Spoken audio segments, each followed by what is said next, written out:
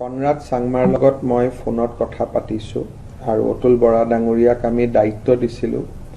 সমস্যাৰ সমাধান হৈছে, কিন্তু এটা কথা আমি অস্বীকাৰ কৰিব নোৱাৰোঁ যে মেঘালয়ত একাংশ মানুহ আছে যোনে অসমৰ পৰ্যটকসকল তালৈকে যোৱাত বহুত বেছি ভাল নাপায় আৰু পেট্ৰিচিয়া মুখিমৰ দৰে ইণ্টেলেকচুৱেল বুলি ক'ব লাগিব, যে কি অসমত মানুহে যথেষ্ট আদৰ সন্মান কৰে, তেওঁলোকেই অসমৰ পৰ্যটকৰ বিৰুদ্ধে লিখালিখি কৰে আৰু বহুত ক্ষেত্ৰত মানুহক ইনচাইটো কৰে।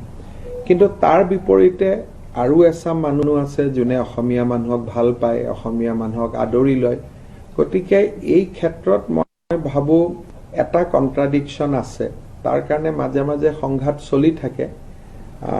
শ্বিলং আমাৰ অসমতে আছিল, ৰাজধানী আছিল, আমাৰ মানুহে শ্বিলঙত গৈ ভাল পায়। কিন্তু মই ভাবোঁ যে লাহে লাহে আমি পৰ্যটকৰ কাৰণে ডিফু, হাফলং, উমৰাংচু এই ধৰণৰ অসমৰ যিবিলাক বহুত ধুনীয়া জেগা, এই স্থানবিলাকো আমি ডেভেলপ কৰিব লাগে আৰু আমাৰ যিসকলে পৰ্যটন খণ্ডত কাম কৰে তেওঁলোকে আমাৰ অসমৰ পৰ্যটন ক্ষেত্ৰখন আগবঢ়াই নিয়াৰ প্ৰচেষ্টা কৰিব লাগে।